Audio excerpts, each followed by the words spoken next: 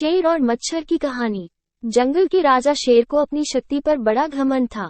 वो स्वयं को सबसे शक्तिमान समझता था, इसलिए जंगल के हर जानवरों पर अपनी धौंस जमाता रहता था। जंगल के जानवर भी क्या करते, अपने प्राण सबको प्रिय थे, इसलिए न चाहकर भी शेर के सामने नतमस्तक हो जाते।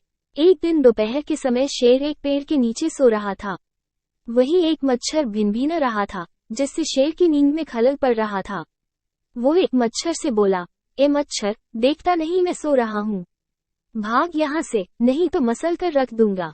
मच्छर बोला, क्षमा करें वनराज, मेरे कारण आपकी नींद में व्यवधान उत्पन्न हुआ, किंतु आप मुझे ये बात नम्रता से भी कह सकते हैं। आखिर मैं भी इस धरती का जीव हूँ। अच्छा, तो तू छोटा सा मच्छर मुझसे जुबान लड़ाएगा, और क्या गल कहा मैंने? तुम मच्छर हो ही ऐसे कि कोई भी तुम्हें यूं मसल दे। मैं तो ये बार बार कहूंगा, क्या बिगाड़ लोगे तुम मेरा? मच्छर को शेर की बात और व्यवहार बहुत बुरा लगा। वो अपने साथी मच्छरों के पास गया और उन्हें सारी बताई। सभी मच्छरों को शेर की बात चुभ गई। उन्होंने तय किया कि इस संबंध में एक बार सब मिलकर शेर से बात करेंगे। सभी मच्छर शेर के पास पहुंचे और बोले, वनराज, हमें आपसे बात करनी है, जल्दी बोलो, मुझे तुम जैसों से बात करने की फुर्सत नहीं है।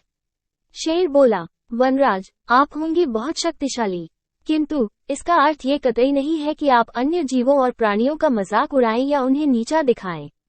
मच्छर बोले, मैंने जो कहा सच कहा, मैं सबसे शक्तिशाली हूँ और मुझे कोई हरा नहीं सकता। घमंड में चूर शेर गरजा, ऐसा नहीं है।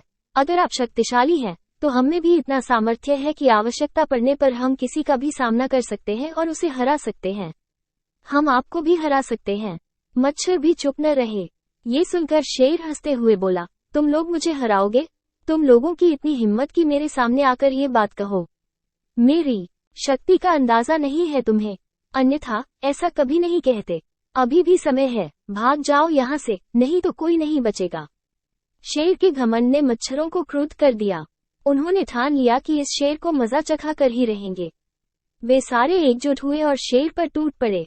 वे जगह जगह उसे काटने लगे। वो दर्द से कराह उठा। इतने सारे मच्छरों का सामना करना उसके बस के बाहर हो गया। वो दर्द से चीखता हुआ वहां से भागा, लेकिन मच्छरों ने उसका पीछा नहीं छोड़ा। वो जहां भी जाता, वे भी उसके पीछे जाते और उसे काटते। आखिरकार शेर को झुकना पड़ा। उसने हार मान ली। वो मच्छरों के सामने गिड़गिड़ाने लगा, मुझे बख्श दो, मुझसे गलती हो गई, जो मैंने तुम्हें तुच्छ समझकर तुम्हारा मजाक उड़ाया और तुमसे बुरा व्यवहार किया।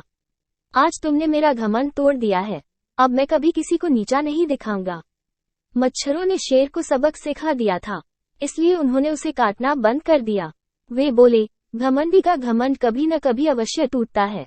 आज तुम्हारा टूटा है, घमंड करना छोड़ दो, अन्यथा एक दिन ये तुम्हें ले डूबेगा। और कभी किसी प्राणी को नीचा मत समझो, हर किसी का अपना सामर्थ्य और शक्ति होती है। शेर तौबा करते हुए वहां से भाग गया।